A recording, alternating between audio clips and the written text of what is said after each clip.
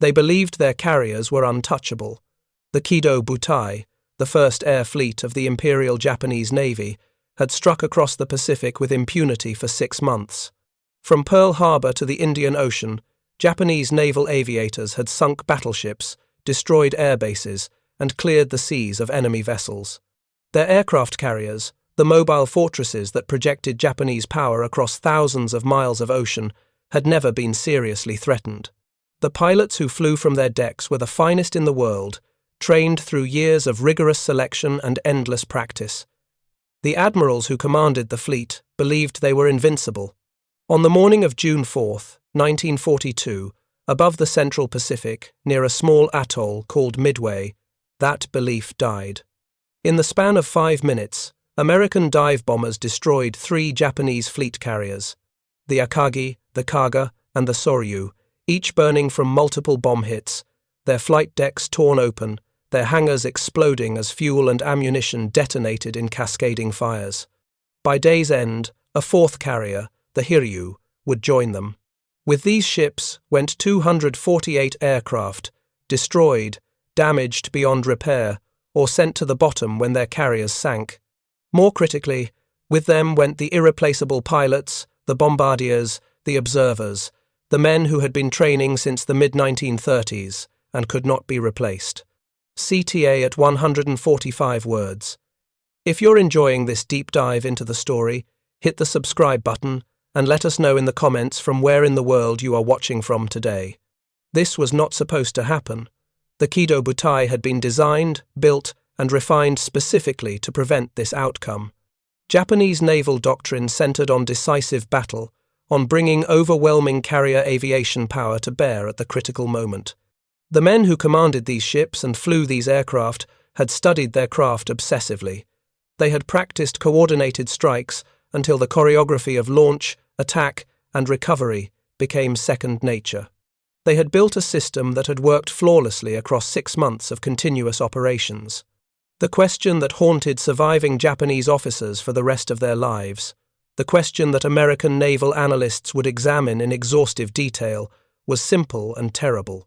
How did the most powerful carrier strike force ever assembled, commanded by experienced admirals and crewed by elite aviators, lose 4 fleet carriers and nearly 250 aircraft in a single morning?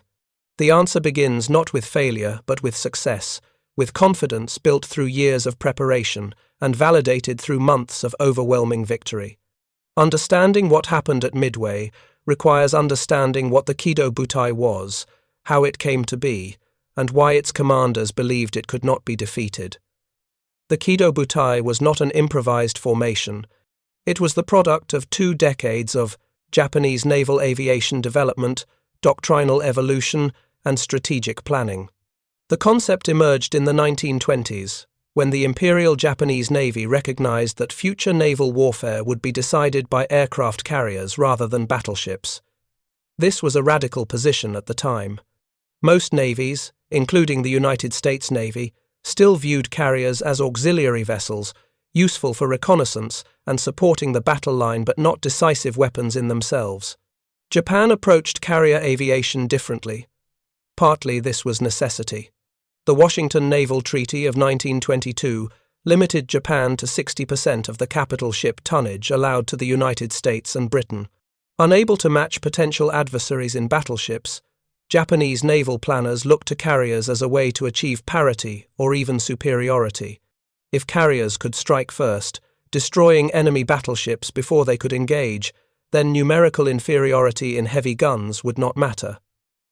The Navy established rigorous pilot training programs. Selection was brutally competitive.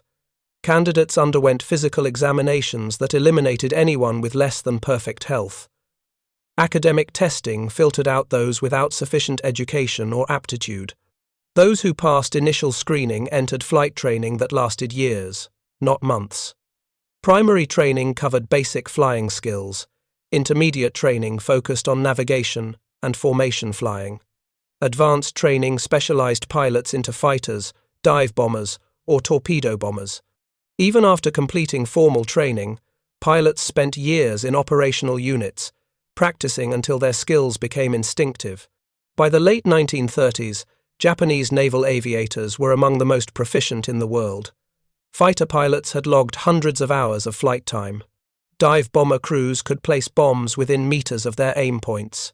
Torpedo bomber pilots could execute low-altitude attacks in coordination with dive bombers, timing their runs so defenders could not effectively respond to both threats simultaneously. This expertise was not accidental. It was the deliberate product of a training system that accepted nothing less than excellence. The carriers themselves reflected this commitment. The Akagi and Kaga, converted from battleship and battlecruiser hulls in the 1920s, were extensively modernized in the late 1930s. The Soryu and Hiryu, purpose-built fleet carriers completed in the late 1930s, incorporated lessons learned from earlier designs. These were not simple platforms for launching aircraft. They were sophisticated warships with armor protection, anti-aircraft batteries, and damage control systems designed to keep them operational under combat conditions. The doctrine that governed how these carriers would be used was equally sophisticated. Japanese naval planning centered on the concept of decisive battle. The fleet would seek out the enemy's main force and destroy it in a single, overwhelming engagement.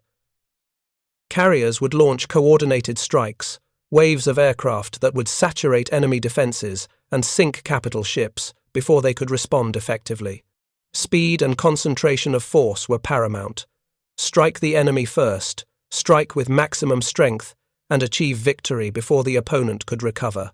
This doctrine had been tested and refined through wargames conducted at the Naval War College in Tokyo. Officers spent months playing out hypothetical battles, moving ship models across massive tables, calculating aircraft ranges and attack timings, exploring every possible scenario. These exercises revealed vulnerabilities and led to tactical innovations. The concept of launching multiple carrier air groups as a single coordinated strike package emerged from these wargames. So did the practice of maintaining a combat air patrol of fighters above the fleet for defense while strike aircraft were away. Combat experience in China, beginning in 1937, provided real-world validation. Japanese naval aircraft attacked Chinese cities, ports, and military installations. Pilots refined their bombing techniques against actual targets. Crews learned to coordinate complex operations over hostile territory. The losses were minimal. Chinese air defenses were inadequate to seriously threaten skilled Japanese aviators flying modern aircraft. By December 1941, when war with the United States and Britain became inevitable, the Kido Butai represented the culmination of 2 decades of development. 6 fleet carriers, the Akagi, Kaga, Soryu, Hiryu, Shokaku, and Zuikaku, formed the core of the First Air Fleet. These ships carried over 400 aircraft. Their pilots averaged between 600 and 800 hours of flight time, far more than their American or British counterparts. Their commanders, Vice Admiral Chuichi Nagumo and his staff, had spent years studying carrier operations and refining strike tactics.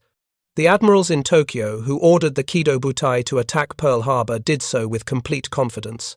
The Americans would be caught unprepared, their battleships would be destroyed at anchor. The Pacific Fleet would be crippled, buying Japan time to seize the resource-rich territories of Southeast Asia and establish a defensive perimeter that would be too costly for the United States to break. The plan was ambitious, even audacious, but it was based on careful analysis and supported by the finest naval aviation force in the world. There was no reason to believe it would not succeed. On the morning of December 7, 1941, the attack unfolded exactly as planned. 6 carriers launched 183 aircraft in the first wave, followed by 170 in the second. Japanese bombers and torpedo planes struck the battleships moored along Ford Island. The Arizona exploded, her forward magazines detonating with such force that the blast killed over 1,000 men instantly. The Oklahoma capsized, trapping hundreds of sailors inside her hull.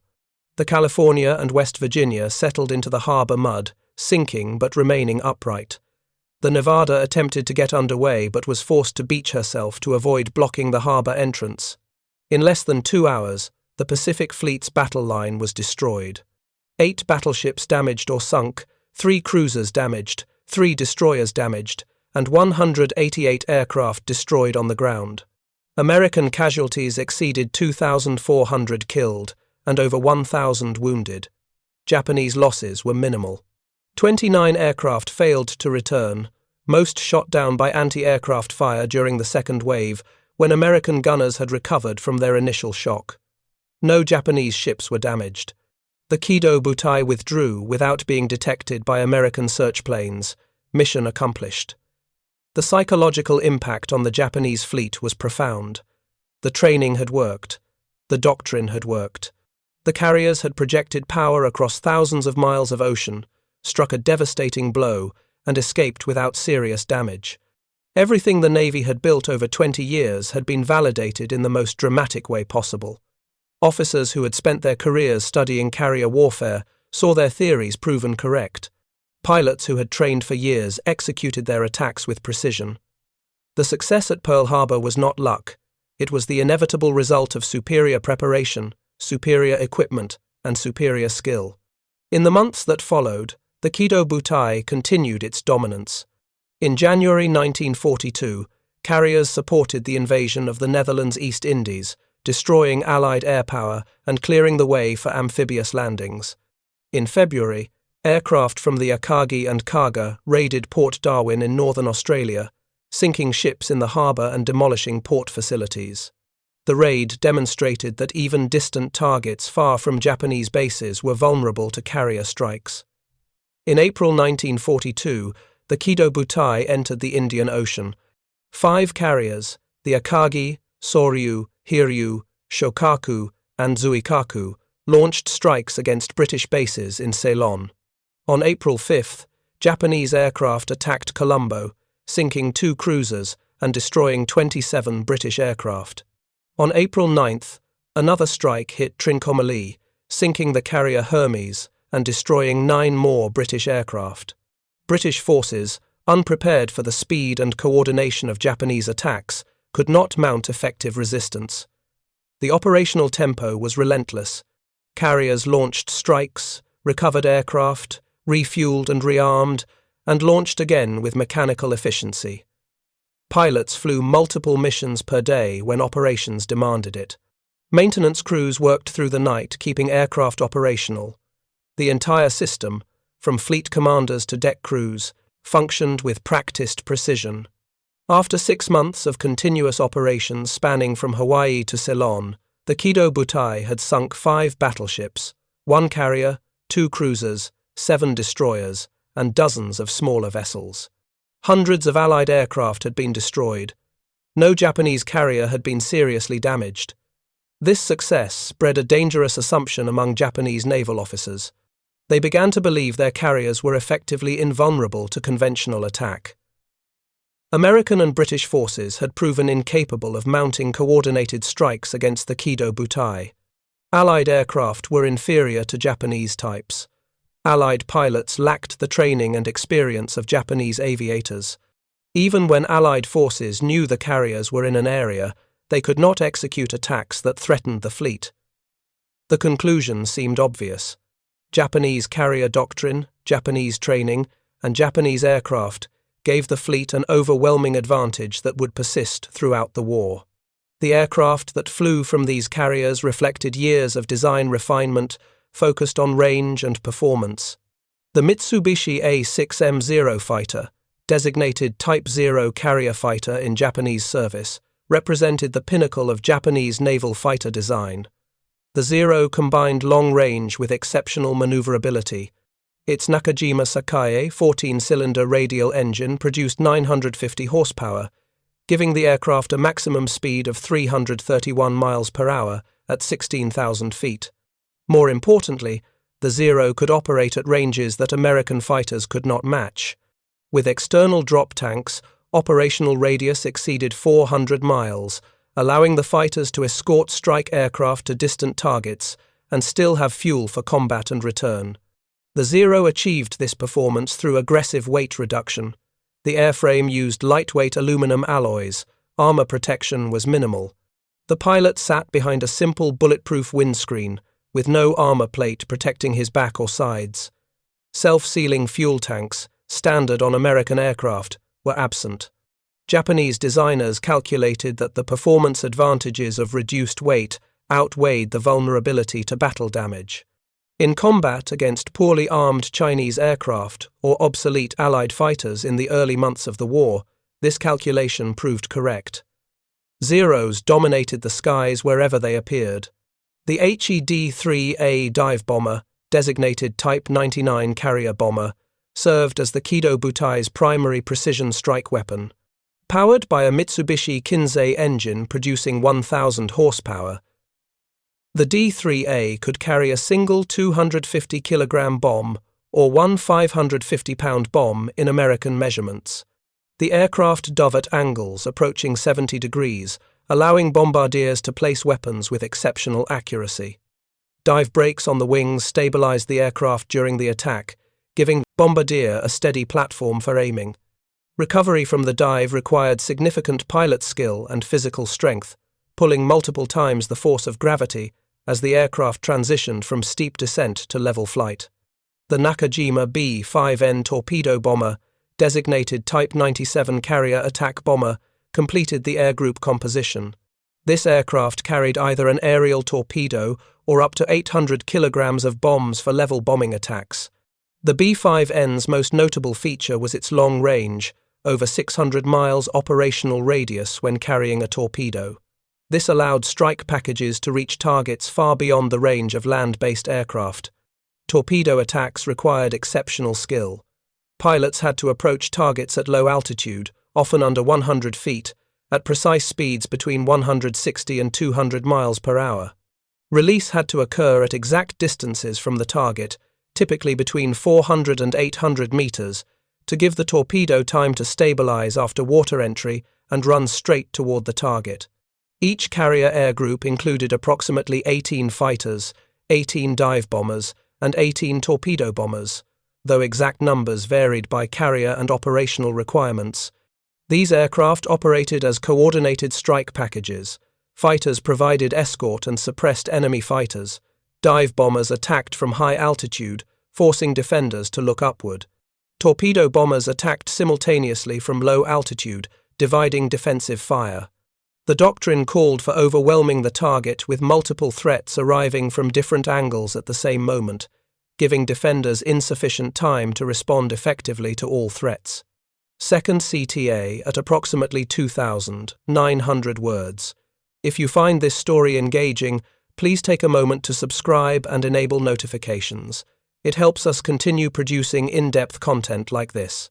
The pilots who flew these aircraft represented an investment in training that could not be quickly replicated. Flight training began with basic selection. Candidates underwent medical examinations that screened for perfect vision, excellent reflexes, and superior physical conditioning. Academic testing eliminated those without strong mathematical skills and spatial reasoning ability. Only a small percentage of applicants passed initial screening. Primary flight training lasted approximately 1 year. Student pilots learned basic aircraft control, navigation, and emergency procedures. The washout rate was high. Instructors eliminated students who lacked natural aptitude or who could not meet the demanding standards. Those who completed primary training advanced to intermediate training, where they specialized in either fighters, dive bombers, or torpedo bombers. Each specialty required additional months of training. Fighter pilots learned aerial combat techniques, gunnery, and formation tactics. They practiced dogfighting against other students and instructors until their reactions became instinctive. Dive bomber crews mastered the demanding skill of steep-angle bombing, repeatedly practicing dives until they could consistently hit targets from high altitude. Torpedo bomber pilots learned the precise speeds, altitudes, and release points required for successful torpedo attacks, spending hundreds of hours practicing approaches against target ships. Even after completing specialty training, pilots spent years in operational units before being considered fully qualified. New pilots flew as wingmen to experienced veterans, learning tactics and procedures through observation and practice. They accumulated flight hours, typically 600 to 800 hours before being assigned to carrier air groups. This training pipeline produced extraordinarily capable aviators, but it was slow and resource-intensive.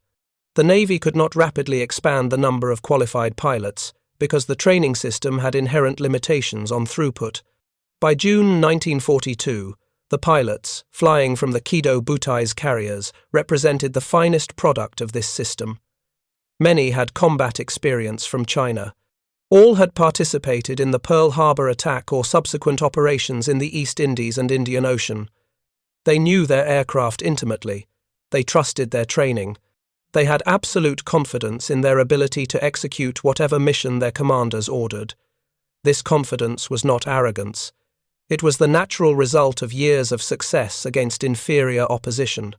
The carriers themselves operated with similar efficiency. Flight deck crews could launch a full strike package in 15 minutes. Aircraft handlers moved planes from hangars to the flight deck with practiced precision. Maintenance crews kept operational readiness rates above 90% despite the demanding operational tempo. Damage control teams trained constantly for emergency situations. Every aspect of carrier operations had been refined through experience until the ships functioned as integrated weapons systems. This was the force that Vice Admiral Nagumo commanded as the Kido Butai steamed toward Midway in late May 1942. 4 fleet carriers, the Akagi, Kaga, Soryu, and Hiryu. 248 aircraft, thousands of officers and sailors, the accumulated expertise of Japan's naval aviation establishment. The admirals in Tokyo who ordered this operation believed the force was adequate for any challenge it might face. The Americans had no carriers in the Central Pacific that Japanese intelligence knew about. Even if American carriers appeared, the Kido Butai had proven it could defeat any opposition. There was no reason to expect anything different at Midway. The morning of June 4, 1942, began with routine operations. The Kido Butai had launched strikes against Midway Island at dawn, sending 108 aircraft to suppress American air defenses and neutralize the base. The attacks achieved mixed results. Midway's facilities were damaged, but American aircraft remained operational and capable of counterattacking. More concerning, the strike leader radioed back that a second attack would be necessary to completely neutralize the base. Vice Admiral Nagumo faced a decision. His carriers had retained half their aircraft as reserves, armed with torpedoes and armor-piercing bombs for engaging American ships if they appeared. Now his strike commander was requesting another attack on land targets, which required different ordnance. High-explosive bombs and fragmentation weapons for destroying buildings and runways, not armor-piercing weapons for sinking ships. Nagumo consulted with his staff. American search planes had not reported any enemy carriers in the area. Intelligence assessment suggested no American carriers were within striking range. The logical decision was to rearm the reserve aircraft for a second strike on Midway. At 07:15, Nagumo issued the order. Rearm the reserve aircraft with land attack weapons. In the hangars below the flight decks of all 4 carriers, ordnance crews began the laborious process of removing torpedoes and armor-piercing bombs from aircraft and replacing them with high-explosive bombs. Torpedoes were wheeled away on carts. Bombs were carefully lowered from bomb bays and replaced with different weapons. The process was time-consuming and created a dangerous situation. Aircraft filled the hangars, some armed, some partially disarmed, with loose ordnance stacked nearby. At 07:28, everything changed. A Japanese scout plane, launched late due to mechanical problems, finally reported what it had observed. American ships sighted to the northeast. The report was vague, not specifying ship types or exact composition, but 30 minutes later, the scout clarified. The American force included what appeared to be a carrier. Nagumo's staff received the news with shock. American carriers were not supposed to be here. Intelligence had been wrong. The entire operational plan was now compromised. Nagumo faced an impossible situation. His strike aircraft were returning from Midway, low on fuel, needing to land immediately. His reserve aircraft were in the hangars, half rearmed with the wrong weapons for attacking ships. American land-based aircraft from Midway were already attacking the fleet, forcing the carriers to maneuver violently to avoid bombs and torpedoes. The combat air patrol of Zero fighters was engaged with American attackers at low altitude, unable to maintain coverage at higher altitudes. Every decision had cascading consequences, and no good options existed. The Admiral made the decision that seemed most logical given the circumstances. Recover the Midway strike aircraft first. They were critically low on fuel and would crash into the ocean if not landed immediately. Once they were aboard, quickly rearm all aircraft with anti-ship weapons, launch a coordinated strike against the American carrier, and destroy it before it could threaten the Kido Butai. The plan was sound in theory. Japanese carriers had executed similar rapid rearming operations many times during training and combat. The crews were experienced and capable. It would take time, perhaps an hour, but it could be done. The recovery operations began at 0830. One by one, aircraft from the Midway strike landed on the carriers. Damaged aircraft with battle damage landed carefully, some crashing on deck and requiring immediate clearing. Fighters low on fuel and ammunition landed and were struck below to the hangars. The flight decks were organized chaos, with aircraft landing, deck crews rushing to move planes out of the landing area, fuel hoses snaking across the deck to top off tanks, and ordnance carts bringing up fresh ammunition. In the hangars, the rearming process reversed. The high-explosive bombs that had just been loaded were removed. Torpedoes and armor-piercing bombs were brought back from storage and mounted on aircraft. It was exhausting, dangerous work performed under time pressure with the knowledge that American forces were somewhere over the horizon preparing their own attack. At 0920, the last aircraft from the Midway strike landed. The carriers turned into the wind, preparing to launch the strike against the American carrier. On the Akagi's flight deck, aircraft were being positioned for launch. Zeros would go first to establish fighter cover, followed by dive bombers and torpedo bombers in a coordinated strike package. The doctrine that had worked flawlessly for 6 months was about to be executed again. In the hangars, final preparations continued. Within minutes, the aircraft would be brought up to the flight deck and launched. At 0922, lookouts on the Akagi spotted aircraft diving from high altitude. American dive bombers, Douglas SBD Dauntlesses from the carriers Enterprise and Yorktown, had found the Japanese fleet. The American aircraft had been searching for hours, some nearly at the limit of their fuel range, when they spotted the wakes of Japanese ships below. The dive bomber pilots pushed over into their attacks without waiting to coordinate with other strike groups. There was no time for complex tactics. They simply dove on the nearest carriers and released their bombs. The Akagi's lookouts shouted warnings. Anti-aircraft guns opened fire, their tracers arcing upward toward the diving aircraft. The carrier turned hard, trying to maneuver away from the attack. But at over 300 miles per hour in a 70-degree dive, the American aircraft were nearly impossible to track.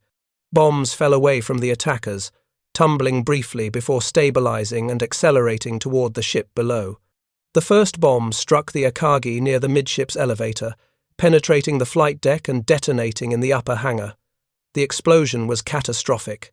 Aircraft, packed together in the hangar, many fueled and armed, erupted in flames. Torpedoes cooked off, their warheads detonating and tearing apart the hangar structure.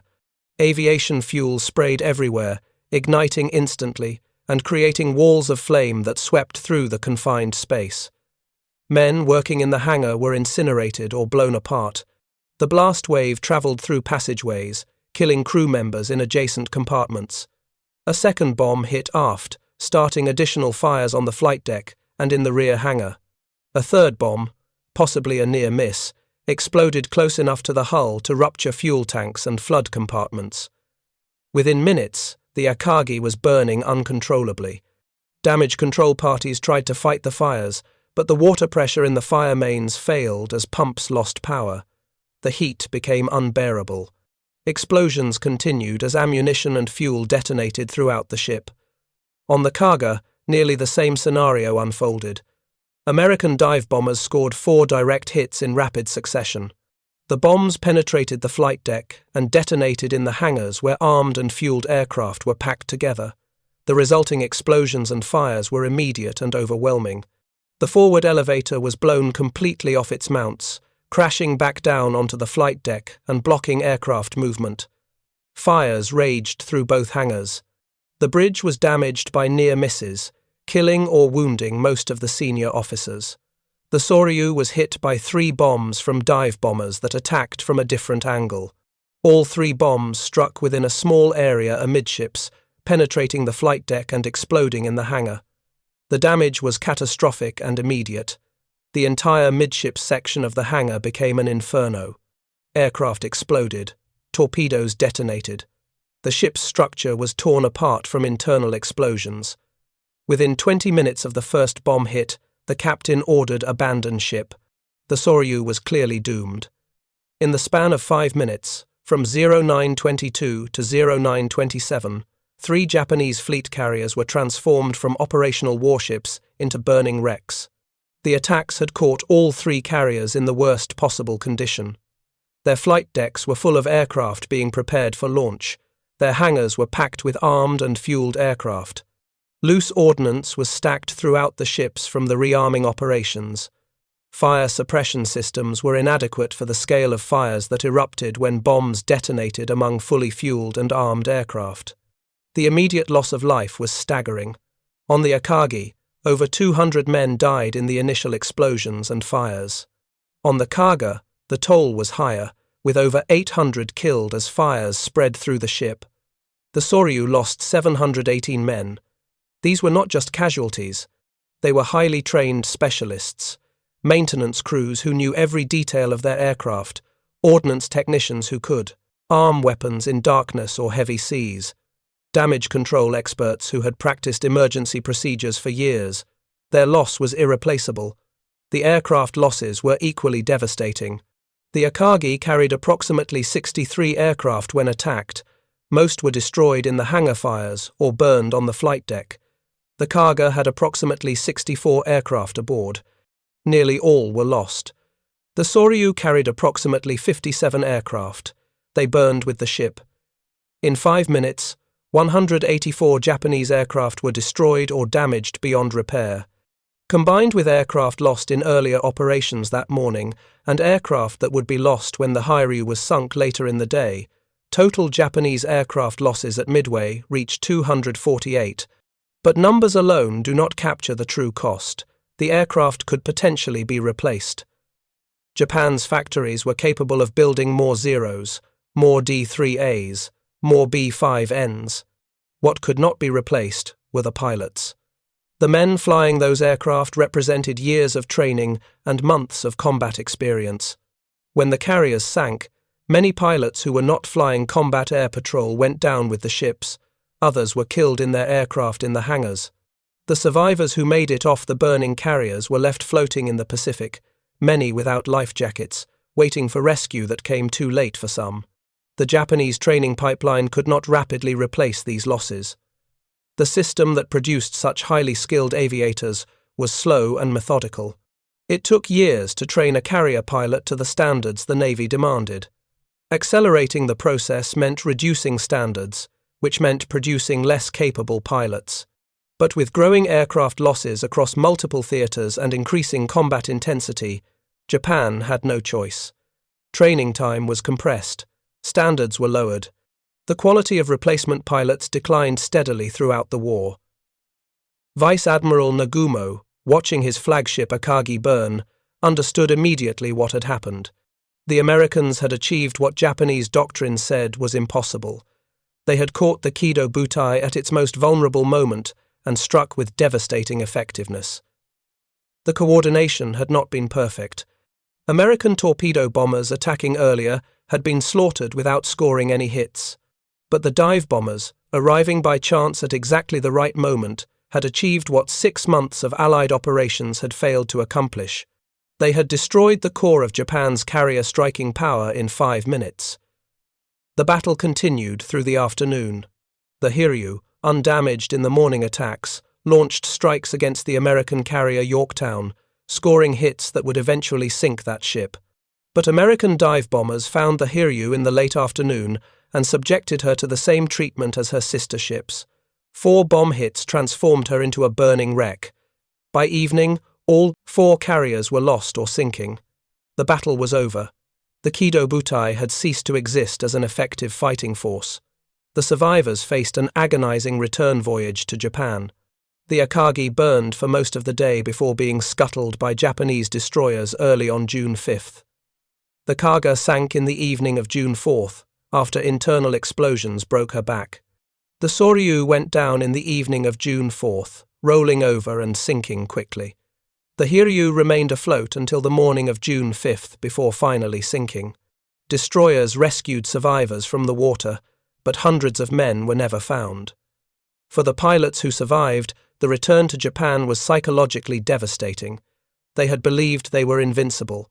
Their training, their equipment, their doctrine, everything had been validated through 6 months of continuous victory. Now, in a single morning, that entire worldview had collapsed. The Americans had not simply gotten lucky, they had executed an attack that exploited Japanese vulnerabilities at exactly the right moment.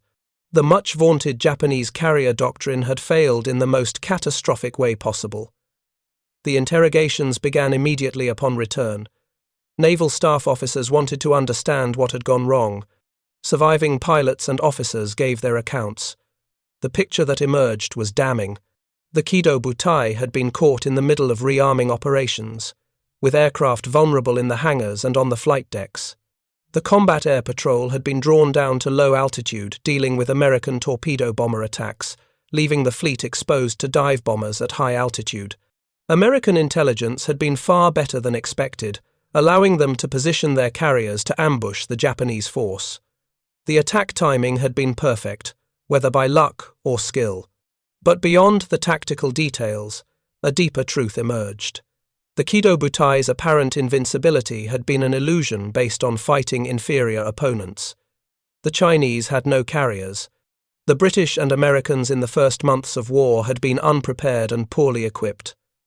The real test came at Midway, where American carriers with experienced crews and good intelligence executed a coordinated attack. When faced with a competent opponent who understood carrier warfare doctrine, the Japanese system proved vulnerable. Japanese naval leadership struggled to process these lessons. Some officers argued the defeat was due to bad luck and could not have been prevented. Others recognized deeper problems with doctrine and training. But regardless of the analysis, the material facts were undeniable. 4 fleet carriers were gone, 248 aircraft were lost, hundreds of irreplaceable pilots and aircrew were dead. The strategic initiative in the Pacific had shifted to the Americans. Japan still had carriers. The Shokaku and Zuikaku had not participated at Midway due to damage and aircraft losses from the Battle of the Coral, in May. Several smaller carriers were available. New fleet carriers were under construction. But the loss of the Akagi, Kaga, Soryu, and Hiryu meant Japan could no longer concentrate overwhelming carrier power for decisive strikes. The Americans, meanwhile, were building carriers at a pace Japan could not match. Essex-class fleet carriers were under construction in American shipyards, large modern ships that would enter service in 1943 and 1944 in overwhelming numbers. The pilots who survived Midway fought on through the rest of the war, but they knew something fundamental had changed. The confidence that had carried them through the first 6 months of war was gone. They had learned that American pilots, given the right circumstances, could defeat them. They had learned that American industry could replace losses faster than Japan. They had learned that the war would not be won by superior fighting spirit alone. Material factors, production capacity, training pipelines, and resource availability all mattered. In all these areas, Japan was increasingly at a disadvantage. By late 1942, Japanese naval aviation was in decline. Experienced pilots were being killed faster than they could be replaced. New pilots with abbreviated training were less effective in combat and died at higher rates. Aircraft quality remained good, but American aircraft were improving rapidly. The F-6F Hellcat fighter, introduced in 1943, outperformed the Zero in almost every category except maneuverability. The gap between American and Japanese capabilities widened with each passing month. Officers who had commanded the Kido Butai struggled with their failure. Vice Admiral Nagumo continued to command carrier forces, but never again led a fleet into battle with the confidence he had possessed before Midway. He died in July 1944 during the Battle of Saipan, committing suicide rather than face capture. His death symbolized the end of the era when Japanese naval aviation had dominated the Pacific. The question that haunted surviving Japanese officers was whether Midway could have been avoided. Had the intelligence been better, had the Americans not known exactly where the Kido Butai would be, the battle might have turned out differently. Had the timing been slightly different, had the carriers not been caught during rearming operations, Japanese defenses might have been more effective. But these were counterfactuals, alternative histories that did nothing to change what actually happened. The legacy of Midway extended far beyond the immediate tactical defeat. The battle demonstrated that carrier warfare was extraordinarily unforgiving. Ships that cost millions to build and years to crew could be destroyed in minutes if caught at the wrong moment. The side that struck first with coordinated attacks had an overwhelming advantage. Intelligence, knowing where enemy carriers were located, was more important than individual ship or aircraft quality. Japan's initial advantage in carrier aviation, built through years of training and preparation, could be lost in a single battle. For the United States Navy, Midway validated the investment in carrier aviation and in intelligence capabilities. The code-breaking that had allowed American commanders to know Japanese plans was vindicated. The decision to position carriers to ambush the Japanese fleet proved correct. The doctrine of coordinated dive bomber and torpedo bomber attacks, though imperfectly executed at Midway, formed the basis for future operations. American naval aviation learned and improved throughout the war. Japanese naval aviation, having reached its peak in early 1942, began a long decline. The human cost was immense on both sides. The Yorktown was sunk with the loss of over 140 men. American aircraft losses exceeded 150 planes, and many pilots died in attacks that achieved nothing before the dive bombers finally found their targets. But the asymmetry was clear. America could replace ships, aircraft, and pilots. Japan could not, or at least not at the pace required to maintain parity with American production and training. For Japanese naval aviators who survived the war, Midway remained the defining moment of their experience. They had believed they were the best in the world, and perhaps in early 1942 they were. But the modern industrial warfare of the 1940s required more than individual skill and unit-level excellence. It required sustainable production, efficient training pipelines, robust logistics, and strategic depth. Japan had built a superb carrier strike force, but it had built it on assumptions about the nature of war that proved incorrect. When those assumptions collided with reality above the Central Pacific on June 4, 1942, the result was catastrophic. The morning began with confidence born from 6 months of unbroken victory. It ended with 3 carriers burning and a 4th doomed to follow them. 248 aircraft destroyed or lost with their ships. Hundreds of irreplaceable pilots and crew dead or dying. The Kido Butai, the most powerful carrier strike force ever assembled, ceased to exist as an effective fighting force in the span of 5 minutes. The admirals who sent them into battle believed they were invincible. The men who died in the burning hangars and sinking ships learned otherwise. The survivors carried that knowledge with them for the rest of their lives, a burden heavier than any physical wound. They had been the best. It had not been enough. Thank you for watching. For more detailed historical breakdowns, check out the other videos on your screen now, and don't forget to subscribe.